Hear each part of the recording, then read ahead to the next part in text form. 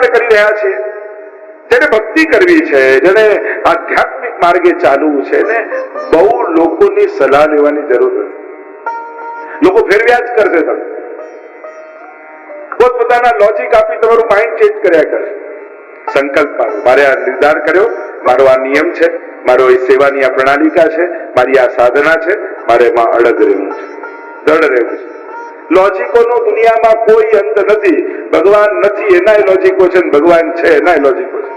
દુનિયામાં બધા જ લોજિકો છે, પણ આધ્યાત્મિક માર્ગમાં લોજિક થી આગળ નથી વધાતું, શાસ્ત્ર આજ્ઞાથી આગળ વધે છે. આપણા ધર્મશાસ્ત્રો શું કહે છે એ વાંચો, એ જાણો અને આગળ વધો.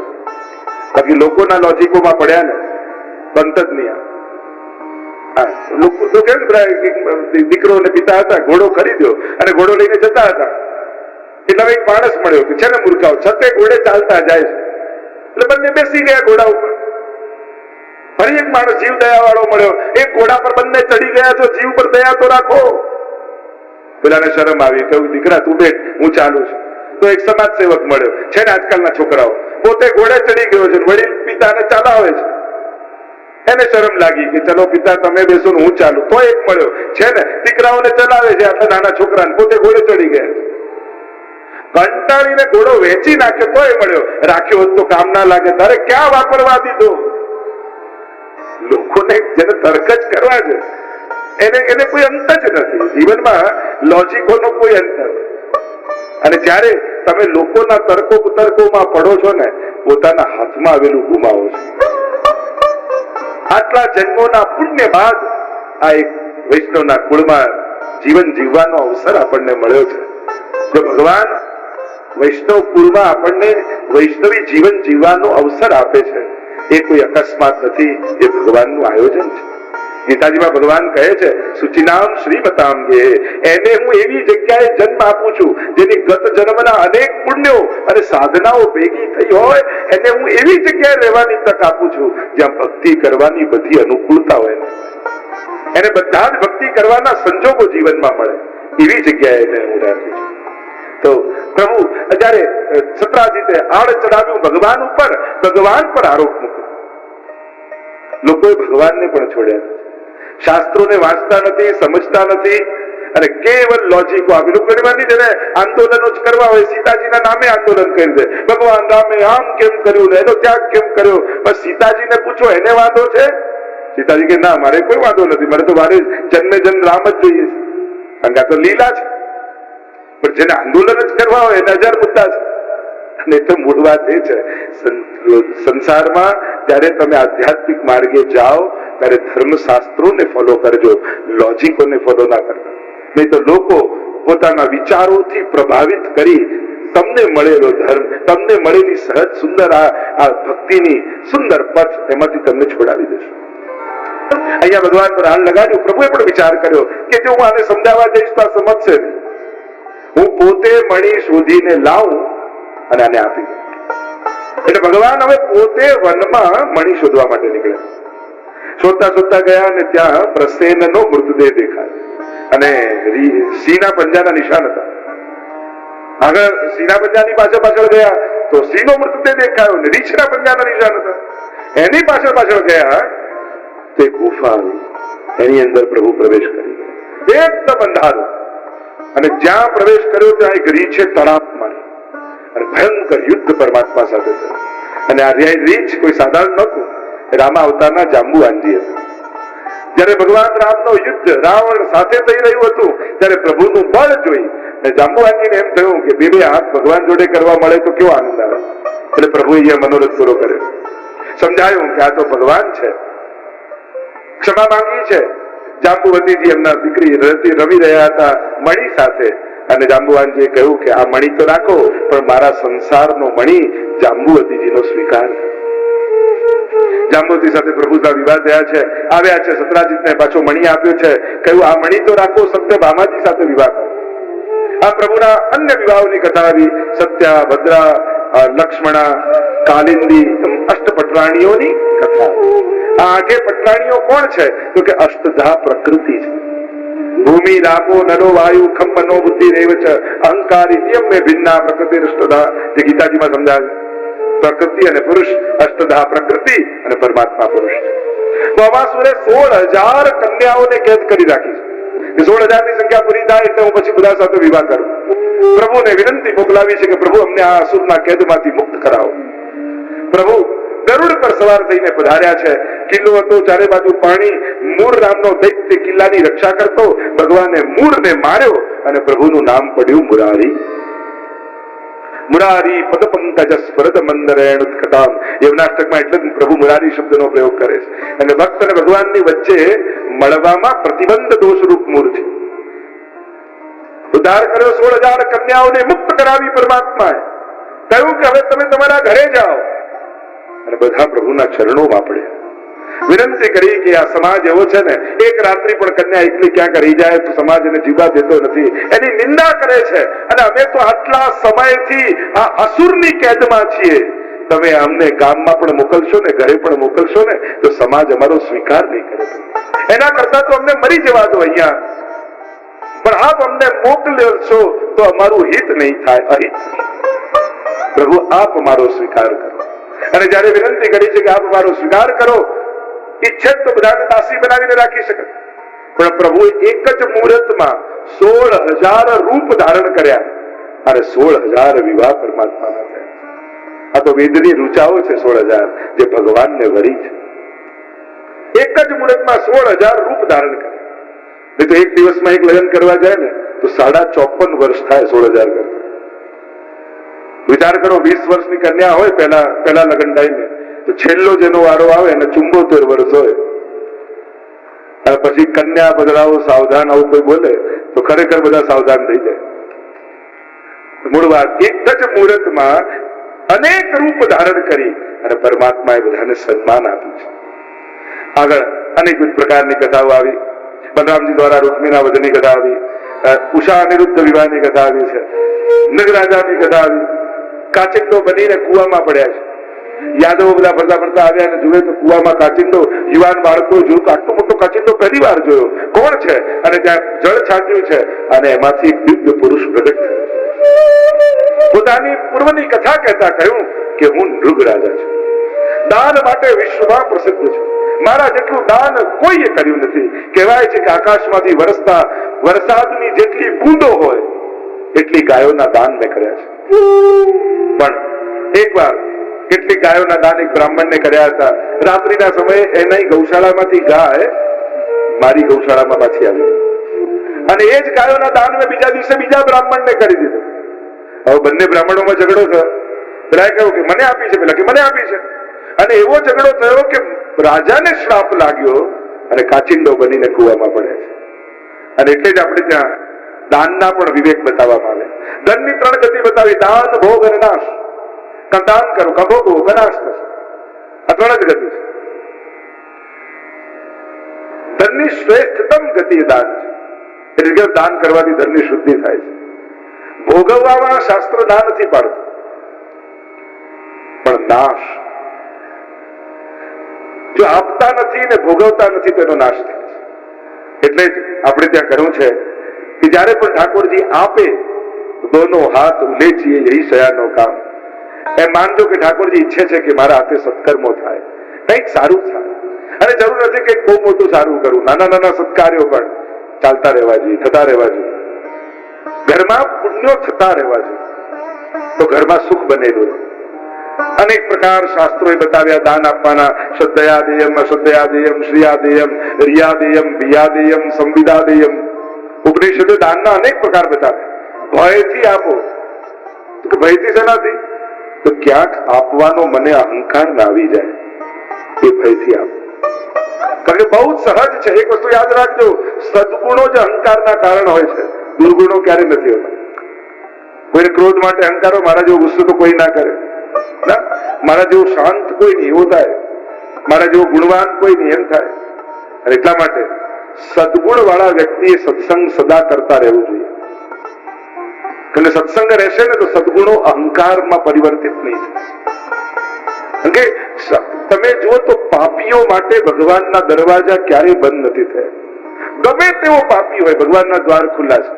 પણ અહંકારી માટે ભગવાનના દરવાજા હંમેશા બંધ હોય છે. એટલે ગમે તે પાપ થાય તો પ્રભુ ક્ષમા કરી દેશે.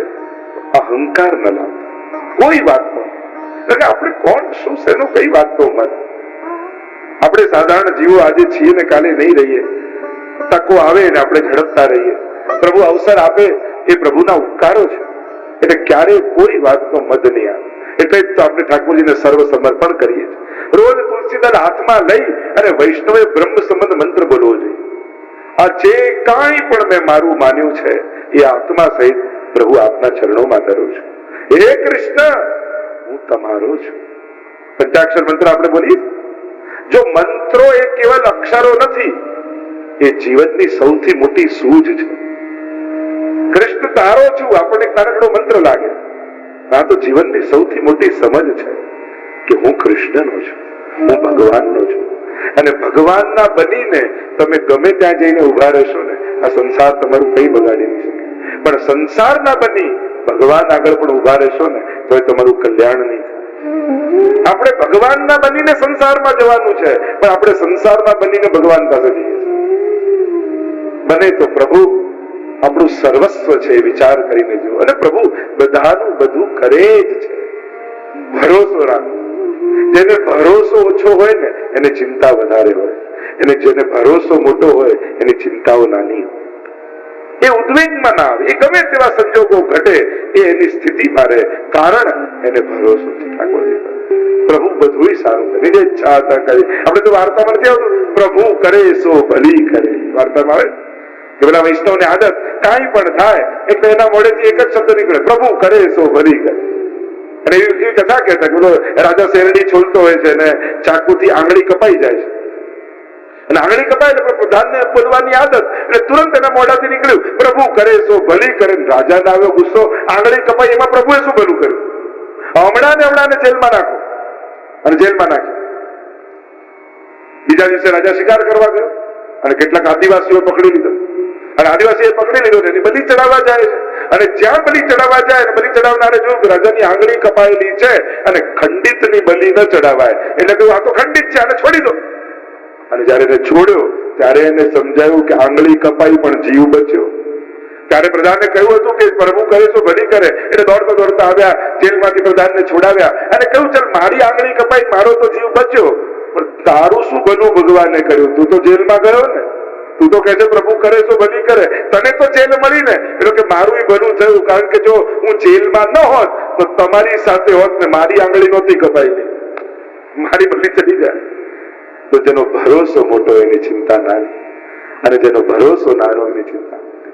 ખૂબ ભરોસો. તમારી શ્રદ્ધા, તમારો સત્સંગ, તમારો પાઠ, આ બધું કરીને ઠાકોરજી પાસે દ્રઢતા માંગજો, ભરોસો માંગજો. પ્રભુ આ યમનાષ્ટક કરી, હે યમનાજી તમારામાં ભરોસો વધે ને એવા આશીર્વાદ આપો. માળા ફેરવીને ઠાકોરજી પાસે માંગો, પ્રભુ આપનામાં ભરોસો વધે ને એવા આશીર્વાદ. એટલે તો સત્સંગના અંતમાં તમે શું ગાઓ છો? દ્રઢ ઇન ચરણન કેરો ભરોસો. અમારા વલ્લભના ચરણોમાં અમારો ભરોસો દ્રઢ થાય. મન શ્રદ્ધાને વિચલિત કરનારા દુનિયામાં ઘણા મળી જશે, પણ શ્રદ્ધાને દ્રઢ કરનારા તો કોઈ સદગુરુ મળે, કોઈ મહાપુરુષ મળે એ આપણી શ્રદ્ધાને દ્રઢ કરે. ના, ઠાકોરજી બધું સારું કરશે. આપણે કાંઈ કરનારા નથી, આપણે તો જોનારા છે. કરનારો તો ઠાકોરજી છે. તમારા ભાગ્યના મેચ ફિક્સર ના બનો. મેચ ફિક્સિંગ કોને કહેવાય? રિઝલ્ટ નક્કી કરી પછી મેચ રમવા જઈએ ને એને મેચ ફિક્સિંગ કહેવાય. આપણે શું કરીએ? આમ જ થવું જોઈએ, આમ જ કરવું જોઈએ, આમ જ મળવું જોઈએ. આ નક્કી કરીને કામ કરવા નીકળો ને તો તમે તમારા નસીબના મેચ ફિક્સર કહેવાય.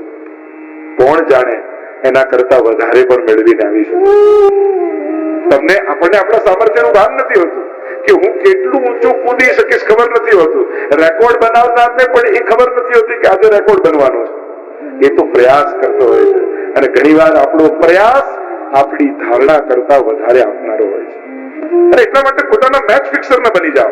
રિઝલ્ટ નક્કી કરીને કે આટલું, કોણ જાણે આના કરતા વધારે તમારું સામર્થ્ય હોય. તમે જ તમારા લિમિટેશન નક્કી કરી દો છો. કર્મણ્યવાધિકાર હસ્તે, ભગવાને કર્મમાં તું સ્વતંત્ર છું, ફળમાં નહીં. એનો અર્થ એ નથી થતો કે ફળની આશા નહીં રાખવી, પણ તે ધાર્યું છે એ ફળની આશા ન રાખીશ. કદાચ તે ધાર્યું છે એના કરતા હું મોટું પણ આપી શકું એમ છે. માંગેલું મળે એ ઈચ્છો ને તો તમે માંગ્યું એ જ મળશે. પણ પ્રભુનું ધારેલું મળે એ માંગશો ને તો કદાચ તમે ધાર્યું એના કરતા મોટું મળ્યું. કહેતા ને કે એક માં ને દીકરા દુકાનમાં ગયા અને બહુ માલ ખરીદ્યો બહેને. એટલે દુકાન વાળાને એમ થયું કે આ બહેન કાયમી ગ્રાહક બનેલા રે એટલે ચોકલેટનો ડબ્બો ખોલ્યો એટલે છોકરાને આપ્યું કે લે તારી મુઠ્ઠી ભરી લે, તારે જેટલું જોઈએ એટલું લઈ લે. તો કે ના મારે નથી જોયું. પેલો પાછો ડબ્બો ભરે કે લઈ લે, હું તને આપું છું, તને જેટલું જોઈએ એટલું મુઠ્ઠી ભરી લે. કે ના. ત્રીજી વાર કહ્યું, પેલો છોકરો ના પાડે વારે ઘડીએ એટલે પેલા દુકાન વાળાએ મુઠ્ઠો ભરી પેલાના ખિસ્સામાં ભરી દીધું. બહાર આવ્યા એટલે પેલી મમ્મી ખીજાઈ, મારો દીકરો થઈ અને મફતના ચોકલેટની ના પાડે છે. અરે પેલો આપતો તો લઈ લેવું તું ને. અરે તારો દીકરો છું એટલે જ ના પાડી, કારણ કે મેં મુઠ્ઠી ભરી હોત તો નાનું આવત, પેલા એ મુઠ્ઠો ભર્યો તો વધારે આવ્યો. એમ તમારી મુઠ્ઠી ભરશો તો બહુ નાનું આવશે. એના કરતા ભગવાન આપશે ને તો ભગવાનની મુઠ્ઠી બહુ મોટી છે, ભગવાનનું દિલ બહુ મોટું છે, ભગવાનનો હાથ બહુ મોટો છે, ભગવાનની દાતારી બહુ મોટી છે. એટલે એના પર ભરોસો રાખો. જેટલો ભરોસો વધશે એટલી જીવનમાં ચિંતાઓ ઘટશે. અહીંયા જે ચર્ચા આપણે કરી રહ્યા છે, નગ રાજાના દાનની કથા કહી રહ્યા છે. એટલે દાન એ આપણે ત્યાં એક પુણ્યના કર્મ રૂપે સ્વીકારાયું છે. એટલે જીવનમાં જ્યારે પણ અવસર મળે સત્કર્મો, સહાયતા, જ્યાં જ્યાં દુનિયામાં સારું થતું હોય, જુઓ કે આ સંસ્થા સારી છે, સારું કામ કરે છે, ચોક્કસથી ત્યાં જોડાવ. જ્યારે જ્યારે જે દુનિયામાં થતા સત્કાર્યોમાં સહભાગી થતા શીખો. અને કોઈ કરતું હોય, હા જોવું બી ખરા, શ્રિયાદેયમ રિયાદેયમ વિયાદેયમ, આ યોગ્ય જગ્યાએ તો થાય છે ને. ઘણી વાર દુરુપયોગ પણ થતો હોય છે માણસ. એટલે સાવધાન પણ રહેવું અત્યારના સમયમાં કે યોગ્ય જગ્યાએ એ સત્કર્મનો ઉપયોગ. દાન, ભોગ અને નાશ, આ ત્રણ ગતિ ધનની બતાવી. અને ધનની એમ કહ્યું કે લક્ષ્મીજી સાથે ત્રણ સંબંધ માણસ. ઘણા મા રૂપે સ્વીકાર, ઘણા પત્ની રૂપે, ઘણા દીકરી રૂપે. શ્રેષ્ઠ સંબંધ કયો છે તો કે દીકરી રૂપે. અને પિતાની ફરજ શું થાય કે યોગ્ય વર શોધીને દીકરીને પરણાવી દેવી. એમ લક્ષ્મીજીને જે દીકરી માને છે અને લક્ષ્મી માટેનો શ્રેષ્ઠ વર એ પરમાત્મા છે અને એને ત્યાં પરણાવી દે ત્યારે જ એનું કલ્યાણ. જો આપણી પાસે હોય છે ધન અને પૈસો, સત્કાર્ય એને લક્ષ્મીનું રૂપ આપે છે.